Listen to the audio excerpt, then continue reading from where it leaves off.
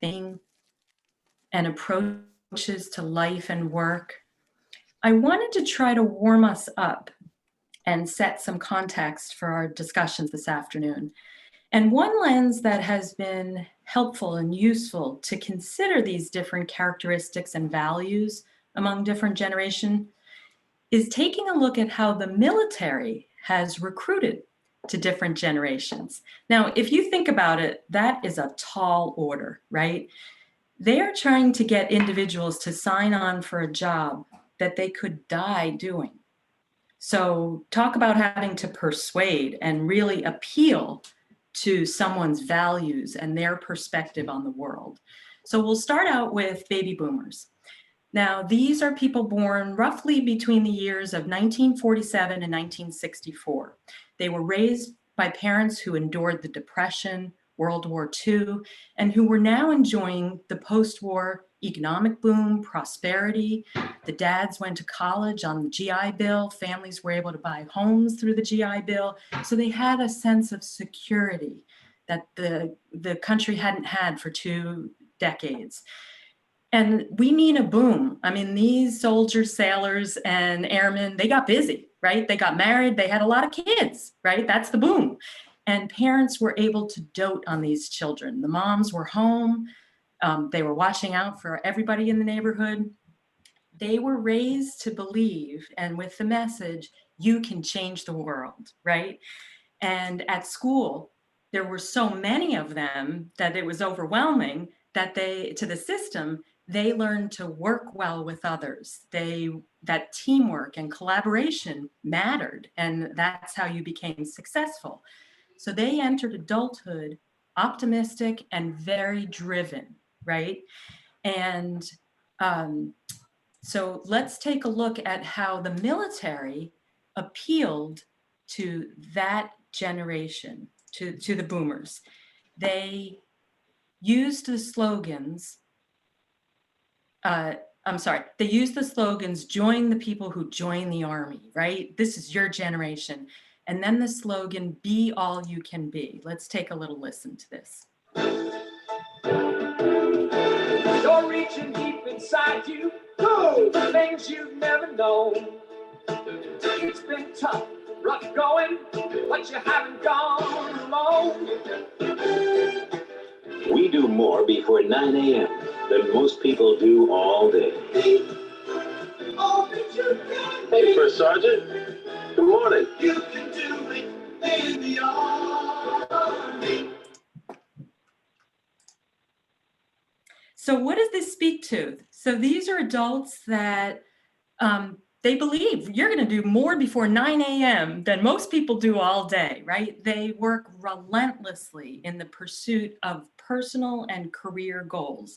Think Bill Gates, Jeff Bezos. You know, the cultural understanding is that they created these companies on their own, right? Whereas the reality is that millions of people were doing the work with them. The 60-hour work week was a badge of honor and still is for boomers. And they gave birth to and were raising Gen X, right? These are Gen X are people roughly born between the years of 1965, 1979. They came into the world as women gained access to birth control en masse for the first time. Mothers were working en masse for the first time. Divorce skyrocketed during their childhoods, and they are the smallest number by far. They're about half in number of millennials in the workplace. And they're known as the latchkey kids, right? They learned at an early age to do things for themselves. Their parents or their mothers were going off to work early in the morning, coming home late at night. Remember those 60-hour work weeks? And so they learned to do things for themselves, rely on their own ingenuity. They were encouraged at school to think critically and figure it out on your own. And as a group, generally, Gen Xers tend to be a little skeptical about authority, institutions, and they don't, in their experience, don't feel supported by the collective. So how does the military appeal to this generation. Let's see. They, the military used the slogan of an army of one. And forgive me. Okay, let's take a listen to this appeal to this generation.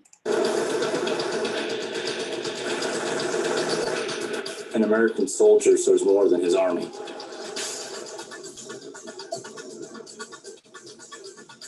He is a selfless defender of our rights and freedoms. He is proof that one soldier can and does make a difference. Sergeant C.J. Overway, an Army of One. Log up. Okay, so what does this speak to in terms of what Gen Xers expect and want in the workplace? Well, they tend to feel like they need to solve the problems. They need to make sure that the work is done. They need to meet the challenge. They're the army of one, right? They also, given their experience as latchkey kids, and I'm completely generalizing, right? They demand work-life balance for the first time in the workplace, and they want to be home by 5 o'clock. They want to make dinner. They want to coach their kids' soccer teams. They want to make the cookies and the cakes for the school birthday parties. They become the helicopter parents to millennials. Millennials are defined roughly as being born between 1980 and 1996. They are by far, in terms of numbers, the largest. There are more millennials than boomers even. Raised by helicopter parents who tended to get married and stay married at least through the age of 18 for their kids. Relative economic prosperity, there were tech booms, intellectual capital becomes a focus and a motivator. And so how does the military start to appeal to, oh, I'm sorry. I also wanted to make a couple more points. They are nurtured and supported by parents, schools, communities. They're raised to believe it takes a village, right? We're all in this together. They praise, reassurance, and therefore they come into the adulthood with a sense of confidence. They're team-oriented. They're very flexible, right? Multi-talented, and they know how to multitask. And so how does the Army appeal to millennials? Let's take a look. They come up with the slogan, Army Strong. And let's see how this plays out. Let's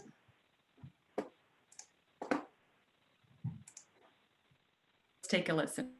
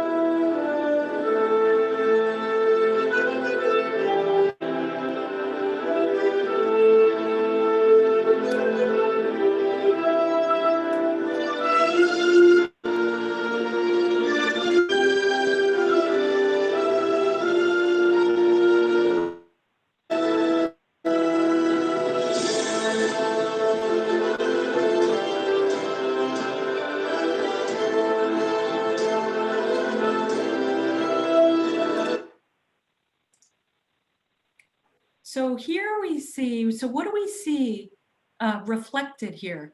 It's the first series of commercials where we see women and people of color featured very prominently.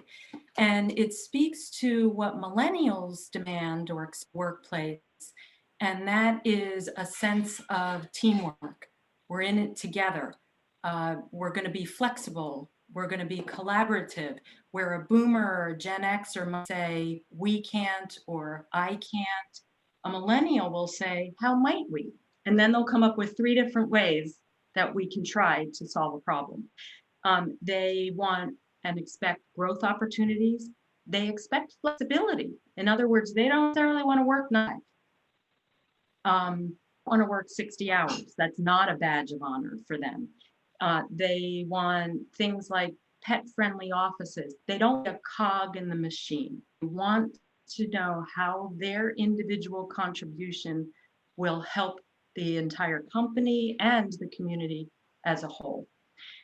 And they begin to raise Gen Z, the 4th generation that we are now all working with. And these people born between 1997 and 2015. Now, if you think about it, they come into the world and experience the Great Recession. Many of them watched one or both parents lose their jobs. Some of them watched families lose their homes. Now they're dealing with COVID and the unrest and the political atmosphere. They are digital natives. They are true digital natives.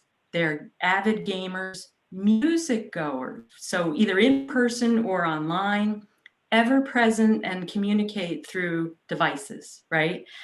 And they have a desire to find and create meaning in their work, in their schoolwork, their professional work, and they are motivated to contribute to the world and change it, right? That theme is coming back again. So the military in the last 3 months released a new series of commercials to appeal to this generation, and let's take a look at that. The slogan is "Battle to Belong." Sorry.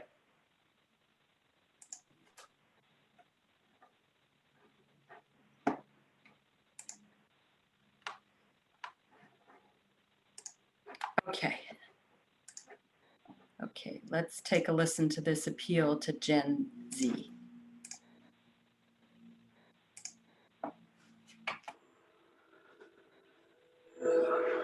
Searching for meaning in a relentless world. Always connected, but somehow alone.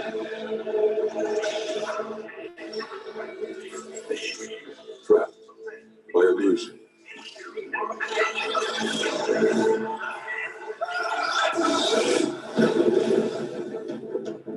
We offer another path where the battle to belong begins. Awakened by a calling, united by purpose, defined by the cause you fight for.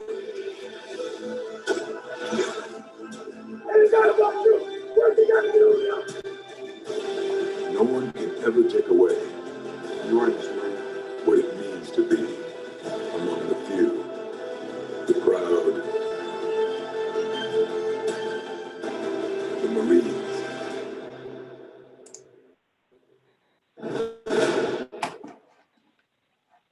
So here we have a generation in some ways motivated again by a pursuit of connecting, community, difference in the community. Our 3 panelists are experienced on this specific topic, and I am so thrilled to welcome the 3 of them.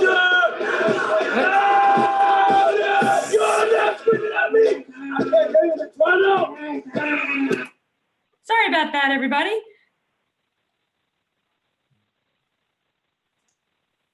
I am so pleased to welcome the 3 of them today. Welcome to Tara Jenkins, and in case people have you on gallery view, Tara Jenkins, who's the founder of Conscious Revolution. She is a Gen Xer, and Conscious Revolution partners with leaders to create conscious businesses, meaning they aim to be profitable and are dedicated to making the world a better place. Tara has spent 20 years of her career shaping and influencing leaders and culture as an HR in various industries and companies, the Capital Group Company, Stormwater 360, Pierce Atwood, and IDEX. Allison Worster is a Vice President of Human Resources with Northern Light Health. She identifies as a millennial. In her role, Allie participates in the planning and implementation of strategies to ensure that Northern Light Eastern Maine Med meets its patient care mission and strengthens the hospital's role as part of Northern Light Health. She is specifically responsible for providing direction to human resources, education, and leadership training, employee health and wellness, and cultural transformation. Allie is a licensed attorney who focuses on labor and employment law. Allie has in-house experience in healthcare and heavy manufacturing. And Regina Phillips is the co-founder of Cross-Cultural Community Services and Cross-Cultural Consulting Group. She identifies as a baby boomer. Regina is an adjunct professor at the University of Southern Maine School of Social Work, and she works part-time at the Westbrook School Department as the Equity Resource Coordinator. Prior to her work in Westbrook, Regina also worked at the City of Portland in their Social Services Division as the Refugee Services Programmer and in the Homeless Family Shelter. Regina serves on many boards, including Coastal United Way of Greater and the NAACP of Greater Portland. She is currently pursuing her Doctor of Social Work at Tulane University. Welcome to the three of you. And we wanted to start out with a couple of framing questions. And so I will ask these questions, and I'll ask to give us her thoughts first on is how can we move beyond looking at generations in very simplistic model? And Tara, if you could start by sharing your thoughts. Sure, happy to. I love the overview that you just did, Kathy, because I think it really sort of grounds us in how we think about the generations, which is important as a way to start the discussion. But it is simplistic in that I think any type of stereotype that we attribute to a large group of people tends to be simplistic. And we like that as humans because it helps us make decisions and helps us make assumptions and judgments, which in some cases are helpful when you have to make decisions. But how we move beyond the simplistic model is, I think, recognizing that those different generational lenses are from a certain context that you set. You described like what's going on in the world at the time that these generations are coming up and growing up and what their different experiences would be. And so having that context helps you maybe come from a place of understanding about why someone would approach the workplace or approach their life in a particular way, but without making an assumption that that is who they are. And so I think how we move beyond the simplistic model is recognizing it helps to provide context and is a start of a place of understanding, but not the full story of anybody. And so that you have to go deeper and get to know somebody and be curious and ask questions in order to move beyond that simplistic model, I guess is how I would think about it. And I'd love to hear what the panelists, my fellow panelists also think about that. So maybe Regina, would love to hear your thoughts too. Thank you. Hello, everybody. It's nice to see you. Yeah, thanks for that introduction, Kathy. And as you were sitting there talking, I was thinking that even though I'm a baby boomer and I'm at the end of it, I was born in 1962. So I'm just trying to make everybody see that I'm not as old as I'm supposed to be. But anyway, so I'm kind of at the end. But as you were talking, I was thinking that there's a little piece of me in each generation, right? And not only that, but depending on who you're talking about, depends on the experience. My parents weren't able to, we weren't able to benefit from the GI Bill. Black people, we weren't able to benefit from that. we had segregation and we had redlining and we weren't getting loans. I mean, and so my upbringing was completely different from most of you. I was lucky that I was raised in Maine because my parents were able to get a home. And my grandparents were able to get a home. And I think that's because obviously I grew up in the North as opposed to the South. No dig to anybody here who's from the South. And so I'm not sure if it's so simplistic, depending on, where we are. I think that it can be. I'm lucky. There's 4 generations. My mother's still alive, and then there's me, and I have a son who's 37, and then I have a grandson who's 8. And so within that realm, I think it's pretty well. It's really not even that simplistic because my grandson gets whatever he wants. But there is those similarities and there is those differences. And so somebody brought it up that we're working 60 hours a week. I'm not sure who sent us the memo saying that we couldn't work 40 hours a week anymore, because that's what my mother did. She went to work at 8, she came home at 4. I go to work at 8, I get home at 6, I open my computer and I continue to do my work. So I don't know who sent out that memo, but I wish they'd take it back. And so, and again, I think things have just completely 100% changed. There's just so much change. I mean, I don't want to get too political, but look at our election. We have no idea who our president is going to be. We have no idea. And so anyway, I won't go on further. I'd love to hear what Ali has to say, but I do think some parts of it is simplistic, but I also think it's also very, very, very complicated. Thanks, Regina. I think you're absolutely right. When you listen to each of those, I think we can all find parts of ourselves in each generation and different things that we individually identify with.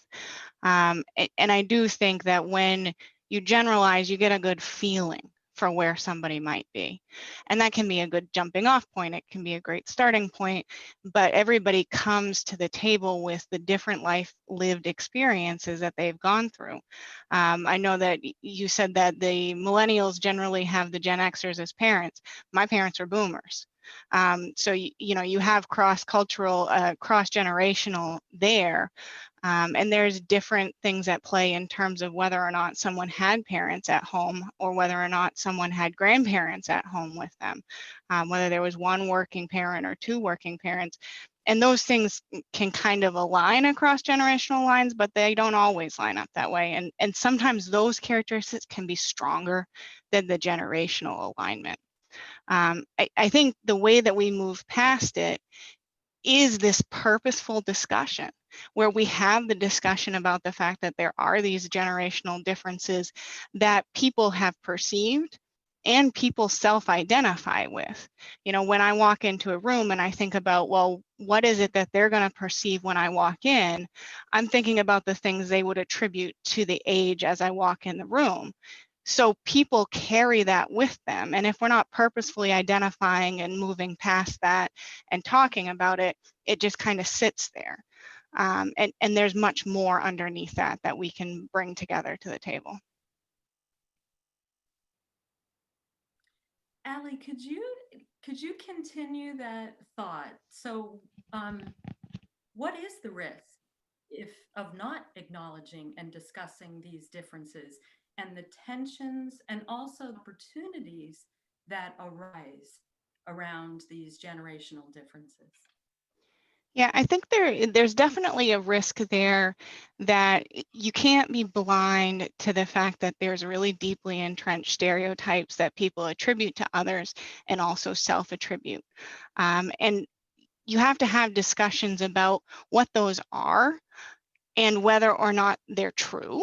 And then on top of it, if they are true, is it necessarily a bad thing?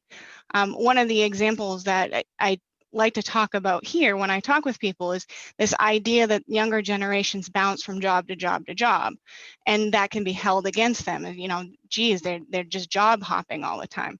Well, when you look at the fact that most of the boomers were in the workforce much longer than their parents were, there aren't the same opportunities for promotion for the next generations behind them. And the moving around between different locations has actually given people a really awesome breadth of opportunity to have different exposures.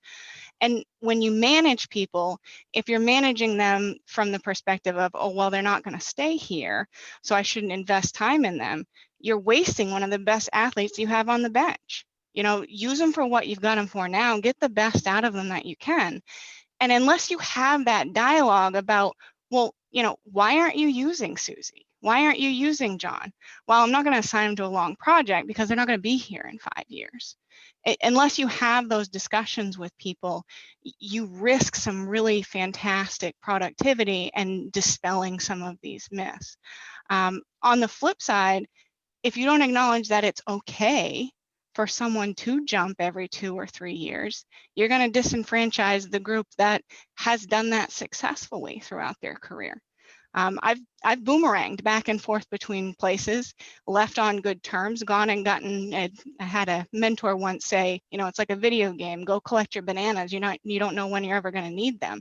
You know, I go collect my bananas and come back with a different skill set that benefits the organization.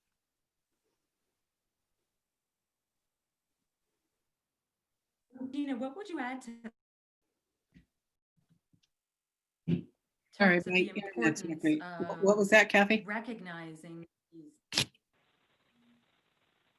What would you add to that in terms of thoughts about recognizing and discussing these different tensions and the differences? Yeah, I mean, you know, I don't think when my mother was growing up, well, first of all, there weren't that many jobs, right? And so we're in a much better place where we can have a ton more jobs. I mean, we haven't talked about technology, but we're right here. We're not in a room. We're sitting on I call it a box, right? We're sitting on a Zoom. And so what's happened is we've opened it up. We have so many more opportunities. I don't know what the numbers are, but I can't even imagine how many people are working in that technology field, right? It's tons of, and matter of fact, a lot of people go to college right now and go to school to actually be working in the technology field. And it's only going to get better. And it's only, you know what I mean? We're going to put more people in it. And that's just one example. And so again, when my mother was growing up, or when I was growing up, or when I was looking for a job, nobody asked you how long you were going to stay at your position, right? And nobody, you know, and not only that, but, you know, when you were talking about who to hire, you also weren't getting into those conversations about what Ali was saying, which is as well, if we can keep them for 3 to 5 years, we're doing good, because we knew that people were going to go ahead and move on, right? And so what people needed was a retention plan. We need a retention plan. How are we going to keep this person here? Because they add some whatever to our organization, and trying to figure out how we promote folks. And I think we're still asking ourselves that question, right? I think we're still asking ourselves that. But because we're in a different place and because we have so much more opportunity, the other thing is that we have folks who are continuing their education and their profession.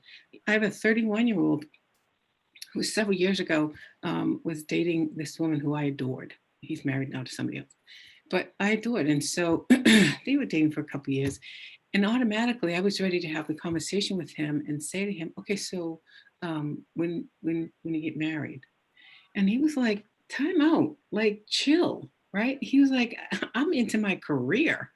And I got mad. I was like, what do you mean you into career? I'm into this girl you're dating and you'd make a good couple. And I see grandkids in my future, like right now. And he's 31. He's recently got married this summer. They don't have any children because they're both they're into their career. And so, you know, I think with more jobs available, I think with more people here, you know, that, you know, we have to, and the other thing is we're lucky that people have so many different options, right? We're lucky they have so many different options as opposed to staying in one job for 30 or 40 years.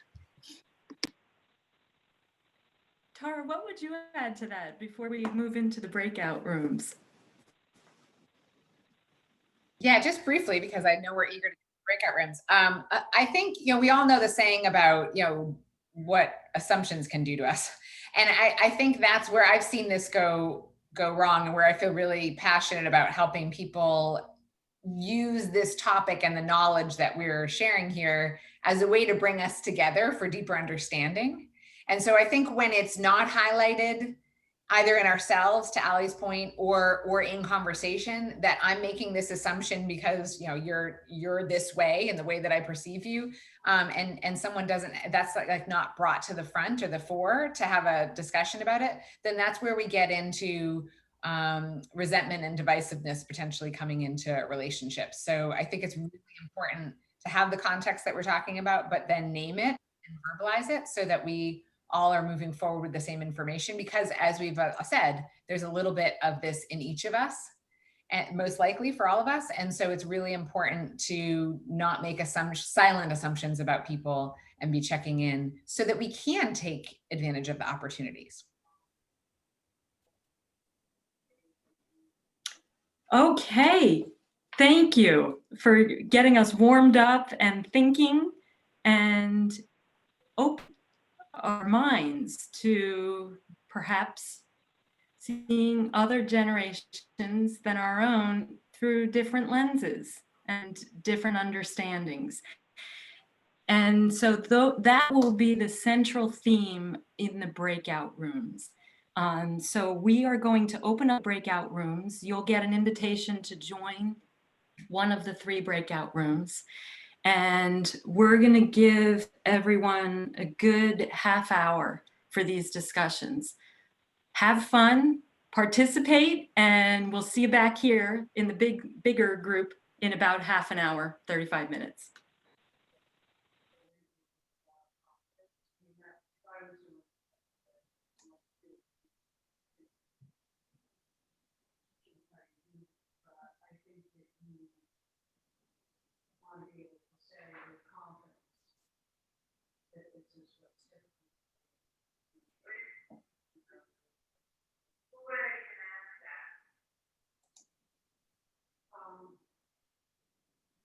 Well, I think you have friends in the brokerage community.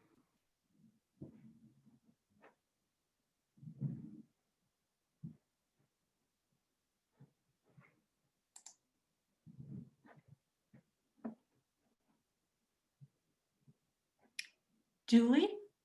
Yeah, Carol is assigned to room 2. So she just needs to accept the invitation. She may have left for, you know, she might have stepped away. And so I think everybody stayed with us. Yeah. Hi, everybody. Welcome back. It always feels like we have to close up the breakout rooms too soon. It always feels like everybody's kind of mid-thought and mid-conversation. But that's what we want from the all needed week. And